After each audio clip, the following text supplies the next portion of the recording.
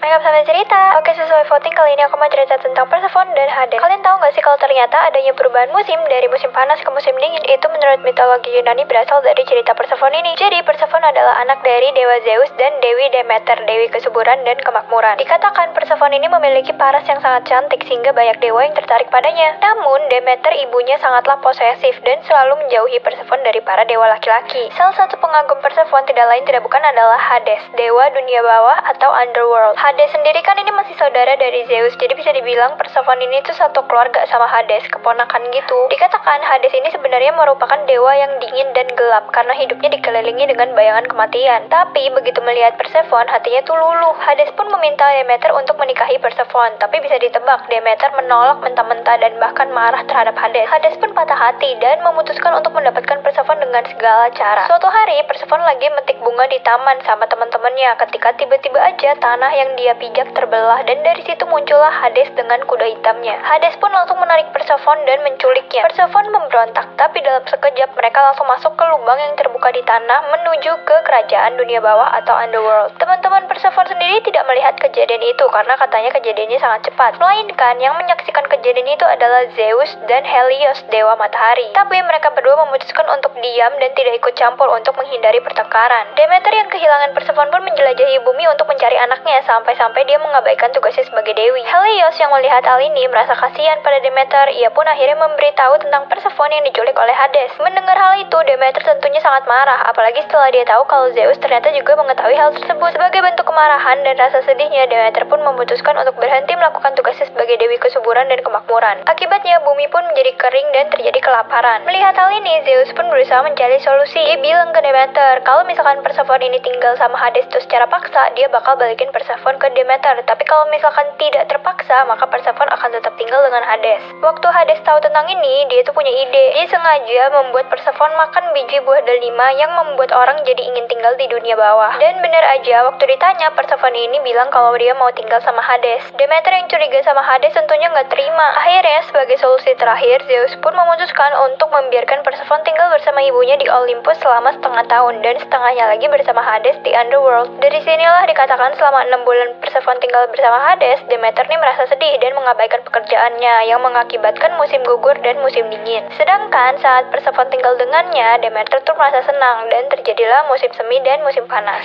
Gitu gengs, gimana menurut kalian? Next cerita siapa lagi? Vote ya! Makeup sambil cerita, kali ini aku mau cerita tentang siren, atau mungkin orang-orang suka bacanya tuh siren. Kalian tahu nggak sih kalau sebenarnya siren ini tuh bukan makhluk laut? Dalam mitologi Yunani, siren ini digambarkan sebagai makhluk yang badannya separuh wanita dan separuh burung. Tapi seiring berjalannya waktu, gambaran siren ini tuh terus berubah. Sampai entah gimana, sekarang ini kita taunya siren itu bentuknya kayak duyung. Sebenarnya info tentang siren ini juga nggak banyak. Dikatakan ada dua kemungkinan, siren ini antara anaknya dewa laut yang namanya Porcis atau dewa sungai yang namanya Achelous. Kalau kalian ingat, Porcis itu tuh bapaknya Medusa guys. Nah awalnya siren ini adalah pelayan dari Persephone, dewa musim semi anaknya Zeus sama Demeter. Sampai suatu hari kan Persephone diculik sama Hades dan Demeter ini tuh ngasih sayap buat para siren supaya mereka bisa mencari Persephone. Tapi pada akhirnya para siren ini tuh juga nyerah dan tinggal di pulau Antemoisa. Dari sini siren mulai terkenal dengan nyanyiannya, dimana nyanyian mereka tuh bisa ngebuat para pelaut nabrakin kapal mereka atau nyemburin diri ke laut. Salah satu tokoh terkenal yang namanya Odysseus, dia juga pernah ngelewatin tempat para siren, dimana waktu itu dia ngebuat awak kapalnya supaya kupingnya tuh disumbat pakai lilin, tapi dia sendiri tuh nggak mau disumbat, jadi dia tuh diikat di tiang. Katanya pas denger nyanyian siren, Odysseus ini memberontak dan gitu teriak-teriak pengen dilepasin, tapi tentu aja awak kapalnya tuh menolak. Sampai akhirnya ngelewatin tempat itu barulah dia tenang. Cerita lainnya ada juga para petualang yang bentrok sama siren. Nah, salah satu petualang itu namanya Orpheus, dia tuh musisi hebat. Nah, dikatakan kalau Orpheus ini bisa mainin suara musik yang lebih merdu dari nyanyian para siren. Karena ngerasa kalah, para siren akhirnya nyeburin diri ke laut. Dan mungkin karena itu juga para siren digambarin setengah duyung. Oke, segitu aja. Next aku bakal cerita tentang Persephone ya. Gimana menurut kalian? Oke nggak? Makeup sambil cerita sesuai request, aku mau cerita lagi tentang Medusa. Kali ini versi yang diceritain ke anak-anak. Tapi sebelum itu aku mau kasih tahu dulu buat kalian yang penasaran, di look ini aku semuanya pakai eyeliner dari Mizu. Selain waterproof, eyeliner itu juga enak dipakai dan super pigmented. Nah, langsung aja kita ke ceritanya. Jadi pada zaman Yunani kuno ada seorang perempuan bernama Medusa. Medusa adalah seorang perempuan yang sangat cantik, bahkan bisa dibilang paling cantik di antara perempuan lainnya. Tapi karena kecantikannya itu, Medusa menjadi orang yang sombong. Setiap hari kerjaannya cuma bercermin dan juga menyombongkan kecantikannya. Sampai suatu hari dia pergi ke kuil Athena. Saat di kuil tersebut, Medusa melihat patung dari Athena. Melihat patung itu, Medusa berkata, siapapun yang membuat patung ini melakukan pekerjaan yang baik, tapi lebih baik lagi kalau patungnya adalah aku. Aku jauh lebih cantik dibandingkan Athena. Mendengar itu, Athena muncul dan marah pada Medusa. Ia mengutuknya menjadi monster dan mengasingkannya ke pulau terjauh. Apa spekam sambil cerita? Kemarin kan udah tentang Medusa. Kali ini aku mau cerita tentang Perseus yang ngebunuh Medusa. Berawal dari sebuah ramalan. Jadi Akrisios, raja di Argos, diramalkan akan dibunuh oleh cucunya sendiri. Karena ramalan itu, Akrisios memutuskan untuk mengurung putrinya Dane di menara supaya tidak melahirkan anak. Tapi ternyata itu percuma guys, soalnya si Dane ini didatengin sama dewa Zeus dan dihamilin. Anak Dane sama Zeus inilah yang kita kenal sebagai Perseus. Waktu Akrisios tahu kalau Dane punya anak, dia ketakutan dan langsung masukin Dane bersama Perseus ke dalam peti dan dihanyutkan ke laut. Setelah dihanyutkan, peti yang isinya Dane sama Perseus ini terdampar di pulau Serifos. Di sana Perseus dibesarkan dan ternyata kemudian raja dari Serifos yang namanya Polydectes jatuh cinta kepada Dane. Tapi Perseus tuh menghalangi Dane untuk deket sama Polydectes. Karena hal ini, Polydectes menyusun rencana untuk menyingkirkan Perseus. Dia mengadakan pesta pernikahan dan tamunya tuh harus bawa hadiah. Tapi Perseus datang gak bawa apa-apa. Dihinalah dia sama si Polydectes. Perseus pun gak terima dong, dan akhirnya dia bilang kalau dia tuh bisa bawa benda apapun yang Polydectes mau. Disinilah rencananya. Jadi Polydectes ini nyuruh Perseus buat bawa kepalanya Medusa. Dia pikir Perseus bakal dibunuh sama Medusa, tapi nggak tahu aja dia kalau ternyata Perseus itu kan setengah dewa. Di tengah perjalanannya, Perseus ini didatengin sama Dewi Athena dan juga Dewa Hermes. Dia dikasih tahu kalau dia harus pergi ke tempat para nymph untuk dapetin senjata buat ngalahin Medusa. Udah lengkap semua senjatanya, Perseus pun langsung pergi ke tempatnya Medusa. Dengan bantuan perisai cerminnya supaya dia nggak jadi batu dan juga pedangnya, si Perseus akhirnya bisa ngalahin Medusa dan memenggal kepalanya. Pas perjalanan pulang, Perseus ini juga ngalamin beberapa kejadian. Salah satunya dia menyelamatkan Andromeda dari monster laut kiriman Poseidon. Sewaktu Perseus kembali ke Serifos, ia langsung menunjukkan kepala Medusa ke Polydectes dan anak buahnya, dan mereka pun langsung berubah menjadi batu.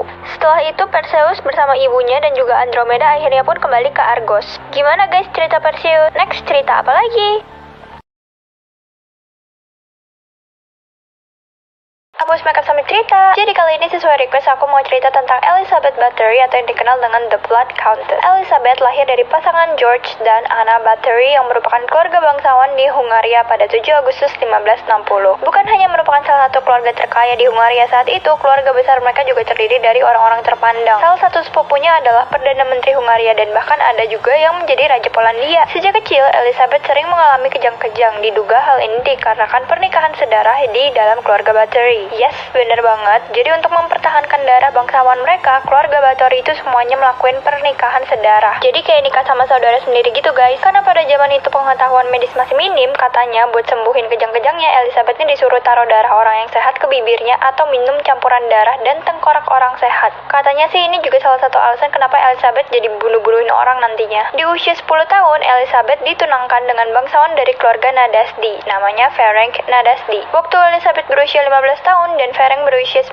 tahun, mereka menikah. Ferenc memberikan Elizabeth istana keluarganya sebagai hadiah pernikahan. Dikatakan di istana itu dibangun juga ruang penyiksaan khusus untuk Elizabeth gunakan. Ada yang bilang katanya suaminya Elizabeth juga ngikut nyiksa dan bunuh orang, tapi ini kebenarannya masih nggak pasti sih guys. Biasanya Elizabeth ini suka ngelakuin penyiksaan sama pembunuhan waktu suaminya lagi pergi perang. Tapi sayangnya pada tahun 1604 suaminya ini meninggal dan katanya sejak itu Elizabeth jadi semakin menjadi-jadi. Orang-orang yang disiksa semuanya itu rata-rata adalah perempuan dengan usia 10-13 tahun. Cara nyiksanya juga kejam banget, mulai dari motong tangan, ngebakar, ngegigit, bahkan Elizabeth pernah motong bagian tubuh korbannya, dimasak, udah gitu disuruh korbannya makan bagian tubuhnya sendiri. Udah gitu dia juga suka minumin darah korbannya dan juga buat mandi. Katanya buat nyembuhin kejang-kejangnya dan juga bikin awet muda. Dan dalam buku hariannya dikatakan total korbannya tuh udah ada 600-an, gila banget kan? 600 korban ini dihasilkan dalam kurun waktu 20 tahun guys. Nah setelah 20 tahun Elizabeth tuh merasa bosan dan kurang tertantang karena semua korbannya itu cuma rakyat biasa biasa. Jadi dia pun nyari target baru, yaitu anak-anak para bangsawan lain. Satu persatu anak-anak perempuan para bangsawan mulai hilang dan rumor pun mulai muncul. Sebenarnya rumor tentang Elizabeth itu udah ada cukup lama, tapi cuma di kalangan rakyat biasa, jadi nggak bener-bener didengerin. Nah, tapi karena para bangsawan udah mulai buka suara, akhirnya Elizabeth mulailah diselidikin. Pada 10